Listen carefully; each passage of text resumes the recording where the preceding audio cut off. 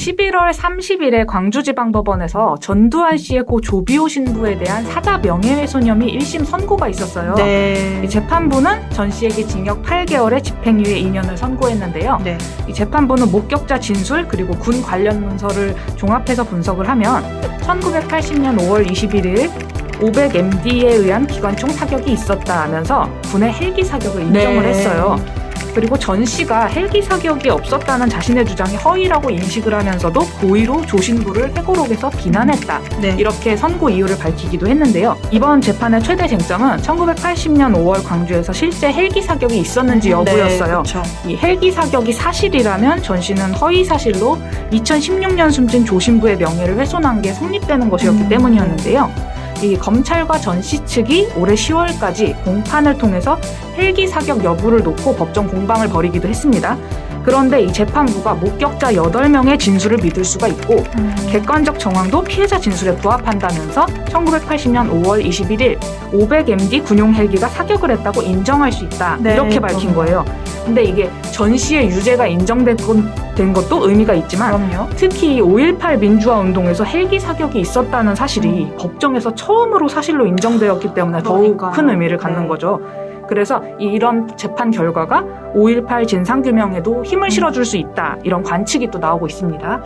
우리 미나리안 미디어 탈곡기에서 나눌 이야기는 집중해서 이야기 나눠볼 것은 과연 언론이 얼마나 제대로 이 사안을 다뤘는가일 것 같아요. 오늘 방송을 준비하면서 실은 저는 조선일보가 사안을 자세히 다루지 않은 것과 더불어서 좀 시민의 상식에 맞지 않게 되게 악질적인 보도 행태를 보였다는 생각이 들었거든요.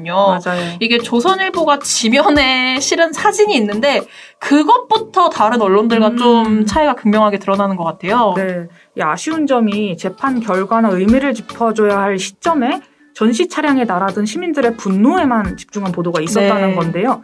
신문에서는 이 사진으로 보여주는 게 가장 직관적으로 보여주기에는 되게 편리한 보도일 텐데 이 전시 차량에 날아든 계란 세례를 사진으로 보도했는데 이거를 과연 보여줄 필요가 있었나 하는 의문이 들었거든요. 그런데 이런 사진 보도를 경향신문과 조선일보가 했습니다. 경향신문은 흑백 사진으로 내보냈지만 이 조선일보는 컬러 사진으로 내보냈고요. 조선일보는 특히 총 2건의 보도를 내놓으면서 그마저도 한 건은 이렇게 시민의 분노만 강조하는 사진 보도를 내놓은 거예요. 저는 그 방금 말씀하신 경향신문도 싫고 조선일보도 싫었다고 했잖아요. 저는 이게 그 생각이 드는 거죠. 저는 이 사진을 쓰는 게 만약에 전두환의 그 전두환 씨의 그 사과조차 하지 않고 그 무표정으로 법정 그 재판장 법원 내서 빠져나가는 모습을 실어주고 그리고 이 만약에 계란을 던지는 이 모습을 실어줬더라면은 왜 이러한 시민들의 분노가 있었는지가 드러났을 것 같은데 조선일보는 그런 사진이 없어요. 그러지 않고 그냥 계란이 던져져 있는 그 차만 보여주면서 그러니까 폭력성 부각을 하고 싶은 거예요. 그런 점에서 저는 굉장히 좀 악질적인 지면시키다 그런 생각이 들었는데 근데 조선일보는요 이렇게 악질적인 보도 혹은 프레임 짜기가 처음은 아니에요. 가장 최근 소식이었죠. 추미애 법무부 장관 아들 휴가 특혜 의혹을 수사하던 서울 동부지검 형사 일부가 추 장관 아들과 서 씨, 추 장관의 더불어민주당 대표 시절 보좌관, 추 장관 아들의 휴가를 승인했던 중령 등 관계자 모두를 불기소 처분한 것을 보도를 하면서요. 9월 30일에 조선일보가 검찰을 개로 만들어 권력이 정의 쏟아진 분노 이런 기사를 냈습니다. 그런데 여기에서 조선일보가 검찰의 불기소 처분을 추미애 면죄부로 규정을 한 뒤에 서울 동부지검 수사 결과를 전한 네이버 뉴스 코너에는 검찰과 추 장관에 대한 비판이 쏟아졌다 이러면서 진짜 댓글 전하는 거 되게 좋아요. 시민 반응 일부를 전했는데 이 과정에서 직접 한 게 아니면 괜찮다는 식의 검찰 논리라면 5.18 전두환 발포 명령도 무죄냐 이런 글도 있었다면서 뜬금없이 5.18을 꺼내든 일이 있었습니다. 그런데 이 추 장관 아들의 휴가 특혜 의혹을 보도하면서 온라인의 게시글, 댓글을 그대로 전하는 건 사실 조선일보 한두 번이 아니죠. 비롯해서 보수 성향 일간지가 보여온 행태 중 하나예요. 출처가 온라인, 관련 기사의 댓글과 각종 커뮤니티 이렇게 나와 있어서 취재를 정말 했는가? 이런 의심마저 드는 발로 경우가 뛰지 않죠. 많았어요. 그리고 출처를 밝혔어도 문제인 게 이 온라인상에 떠도는 댓글을 그대로 전하는 게 언론의 본분은 아닌 게 확실하잖아요. 그렇죠. 그러니까 이런 댓글을 가져온 게 직접 관여하지 않아서 수장관이 무죄라면은 직접 발표 명령을 안 했다는 전두환 씨도 무죄인가? 이렇게 되묻는 그쵸. 거예요. 그런 뜻인데. 그러니까 그냥 추장관 상황에 대한 반발만 보여주는 것 같지만 전두환 씨가 직접 발표 명령을 하지 않았다. 네. 이런 의미로도 읽힐 수 있어서 매우 위험하단 말이죠. 네. 이 사족처럼 붙은 이 댓글이 읽는 이로 하여금 5.18에 대해 왜곡된 진실을 전달할 가능성이 분명히 있는 거예요. 네, 그렇습니다. 근데 그동안 언론이 가볍게 퍼나른 이런 일각의 주장이 5.18 허위 조작 정보로 몸집을 키우는 걸 우리가 매우 많이 봐왔습니다. 네, 네. 그래서 조선일보 기사를 결코 가볍게 넘길 수가 그렇죠. 없었던 거고요. 대표적으로 2013년에 방송된 TV조선 시사대담 프로그램 장성민의 시사탱크 5월 13일 방송. 아, 네, 네. 네, 요게 대표적인 정말 예인데요.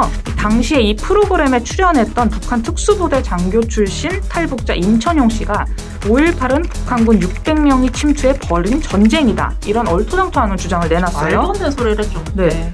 구구 인사 일부에 의해서 온라인상에서 허위 조작 정보로만 존재하던 5.18 북한군 개입설이 버젓이 종편의 전파를 타게 된 것이고요. 네.